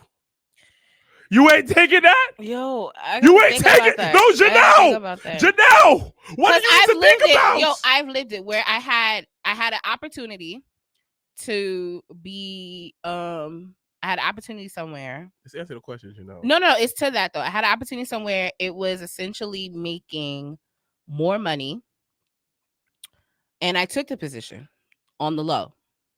Like I had told my job, I need to take a leave of absence. Okay. I took the higher paying job. Okay. Gave it a try because I said, you know what? Let's elevate. Let's see what we could do. I was miserable. Why were you miserable? Because there was no structure. Okay. There was no one to guide me in understanding how that business worked. The person that was said to train me lived in Vegas because that's where the other location was. So we working with a 3-hour difference and half-ass training, and I'm miserable. I don't have any consistency. I'm unhappy. So you worked for AEW. But this is why I'm telling the story. The only difference is you missed the key moment. You're going to work 3 months, and the rest of the time. No. So with that position, it was hybrid, so I could work remote from home, and I was working remote from home. When Mikey was off of work, I would work remote from home, so I could spend the day with him. But there was still no real structure. Even me, I know for me in that experience, remote doesn't work for me. Okay. So I say this as the example to answer your question that, yeah, I had the opportunity to make more money and to do different things and to possibly be in a different tax bracket and all that jazz but I was miserable and I was unhappy and I didn't have the tools that I needed for Yeah, this job success. scarred you. So, Look at yo, her. Look at her. so You know what? I ended up leaving and I ended up going back to my job that I have now. But okay, I understand. But for me, Everybody is okay. So I If say this- that But, everybody is different. if Wait. this nigga Tony Khan called me up and said, Everybody hey, is different. hey, Wilkins, Cause not everything that may look shiny and gold ain't when you there ain't shiny But and different gold. is in this situation is Tony Khan and the AEW like, hey, nothing for you for the next 3 months. I could travel the world and I still get him paid. I could be in Japan. The next thing you know, I get a beep. Oh, the deposit hit my check. exactly. Uh, Exactly. Everybody's the different. check's gonna be nice. Then you know what? sometimes that's You know not what? worth it. Hey, Tony's like, we don't got you nothing for you for the next month. Nigga said Okay. that's after. I'm gonna fly. I'm gonna fly out. I'm gonna fly somewhere. Be with my family. Build a house See, in but Wyoming. the other so here's the other interesting part though. Sometimes with all elite wrestling is that you have talent that will get called on a dime to come and wrestle. Like I'm talking about like day before. Okay. Okay, Tony, you call me up. $1 million a Nigga year. says, shit, pay me to stay home for $3. $1 million. And That's Monday, not, you know, I don't know. and think about it. Monday and Tuesday, I can do some next shit. It's not mine. I can play video games all day and get paid But for that. booty ass nigga playing video Exactly. games. Work it While out. What you know? while what, I wipe whatever my floats your tears, boat. while Yeah. I wipe my tears with my dollar bills. $100. Oh, Whatever, oh, you know what? oh, I can't go into work. Tear. It can work. $100 Listen, bills. what works for you works for you. I just know, and that's why I had to You give can that do other example. things. But it just wasn't. No, Well, no, that's the difference. Is difference between I us, like our to work. world, So like for but me, they can still work. work where? Other wrestling companies. But if let's say your contract has you Talking about can't work- AEW. correct. I am talking about AEW. I'm talking about what if your contract says you can't do indie dates? Well, I can take acting classes. Yes. Better my craft. Exactly. Go see Natalia's fine Mhm. ass in Florida Mm-hmm. at the dungeon, whatever she likes to call I it, want to And take interview out, her. and go and take- wrestle her. Natalia, if you listen, I would love to interview you. I got I some can take questions. out I can take out Nia Jax. Yeah. You're gonna we- take her out we or your rub- brother? We have That's- baby that's- oil on my body and wrestle Natalia. Yo, I had saw speaking of baby oil real quick, and we'll wrap up. Yo, I had saw a video of a prank where this guy ended up buying mad baby oil and like stuffed the cabinet in his house in the fridge, his parents' house with baby oil in the cabinet and fridge. And the dad opened the cabinet like, what the fuck? What the fuck? And then he said, it's in the fridge too. He said, what person wants cold baby oil? Why would you That put is that true, in the that is fridge? true. Yo, it's so Does it funny. freeze? No, No, it's too dense. but you're not gonna want baby oil cold. Who said that's not a good feeling? That's is. Have probably you tried it? It is. It is. it is. You never had like a cold massage? No, I don't really. The massage thing ain't really my thing. Like honestly, if I'm not fucking you, I don't want you touching me like that. So, just straight up. So we're not gonna talk about baby oil. Well, we'll wrap up real quick. So, between our mayor and Diddy, I don't know. Them niggas is about to be sharing a cell sooner or later. So there you go with that. But just a little pop culture news. Diddy was indicted by the feds. And then And Diddy, and like after Diddy lawyer said that how that when he testified, he bring up everybody. so here's the thing. But it all, you know what's crazy is people low-key had looked at Cat Williams wild when he did Club Shay Shay. That nigga said all of that shit on that podcast. What's gonna happen next? What was But gonna you- happen? Right, word. I'm gonna need Cat. I'm gonna need him to Someone get. said the theory was this. I'm gonna need Cat to get on the show again. If they trying to reset Hollywood and get everyone fresh and new. That's gonna take some time, and you know a lot of people gonna be hurt by that. A lot of your favorites. Because there was one interview, it was a long time ago. It was an MTV interview, and the nigga asked Diddy, he was like, who would be the number one person you would invite to a party? Guess who that nigga said? Diddy? Who did Diddy say would be his number one guest? Take a guess. Obama? No. Who? This is in the 90s. Clinton? No. Good guess, though. Who? Leonardo DiCaprio. Oh, well, Leonardo's a freaky boy. Freaky Nigga said Leonardo was the bartender at some of these parties. Wow. You know what I'm saying? Some of your some of people's favorites, actors, singers, rappers. Where is Farnsworth's friend? It's about to go. I feel like that nigga got an NDA. I ain't gonna hold y'all. He said, "Yo, I man, feel like if that you nigga leave, signed an yeah, he signed NDA. an NDA. I Okay. think he signed an He NDA. probably paid for everything. He like, I know that he blessed them a lot. Of course he did. Bless them in many different. But I always Hey, said, yo. listen, if they're not gonna get Diddy Many on different ways the bless them. correct charge, which is dealing with how he took out Big, none of this shit. You know, I'm not hearing it. I'm not jacking it. Well, what an episode. Oh wait. Speaking of, they've got advertised Ase. So this weekend, we got some wrestling going on. Also here in New York and down in the Charlotte area, Ashe is on and popping Sunday. It's not This showing up, Sunday. what the So hell? if you're in the Charlotte, North Carolina area, also too, I want to send a lot of prayers and anyone that is dealing with the hurricane And yeah, right now, because that Tampa niggas was underwater.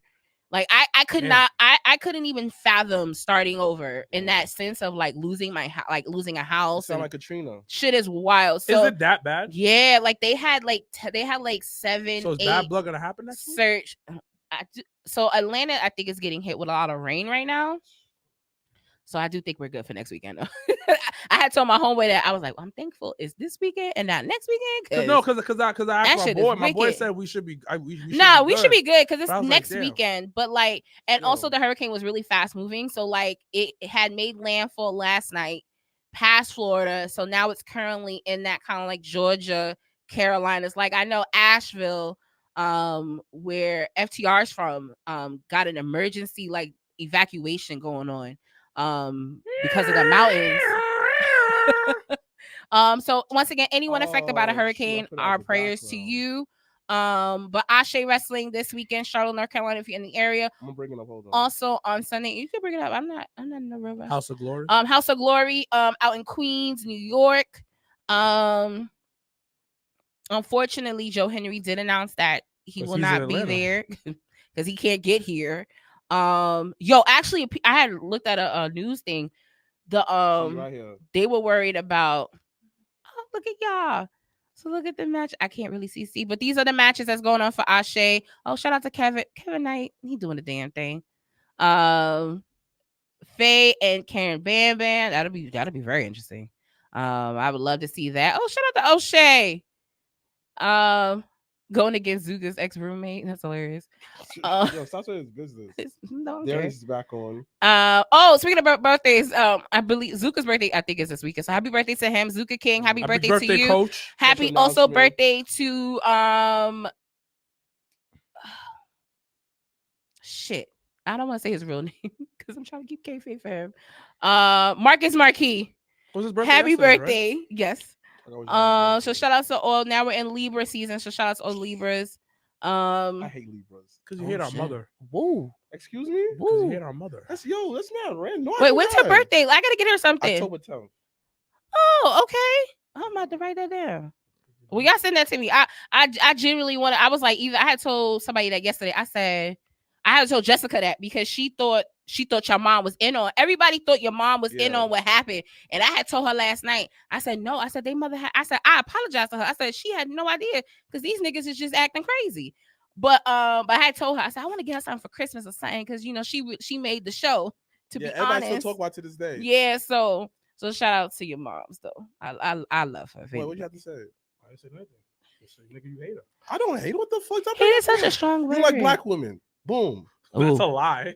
You just made that up. Oh, you just made that up. Well, thank you guys for joining us on this lovely midday delight of the Jobbertears. Can you get your dick out of the camera though? Like, goddamn. It's bad enough you showing legs and shit. So and then you walk in the camera. I don't know who's worse, you or your brother. But thank you to everyone that tuned in this week, this afternoon. First of all, easy eat them eye emojis is not necessary. We thank you everybody. Once again, we won't be at Legends. Mr. Black will be representing the team at Legends for Bad Blood. You said what? Yes, I do believe that. Myself and Sir Wilkins will be in Atlanta. I will be in Atlanta for like 20 hours. So like it's not even it's a high and bye for me. But we'll be down there for Bad Blood. So if you see us, say hey, what's up? We'll have Bad Blood, and then we have whatchamacallit, Wrestle Dream for AEW in October as well. And then, once again, all roads are leading to Survivor Series in late November, Thanksgiving weekend. So, we wrapping up with, we're coming up on a high for wrestling. So stay tuned. As always, I'm Janelle from HR here with Sir Wilkins and Mr. Black. # Black Excellence. # we. Got the hands in motion. If you go with rolling, no need to focus. Traveling states and over oceans. You gotta wait till your coast chosen. Try to have lines outside the show like Harry Potter releases at Barnes & Noble.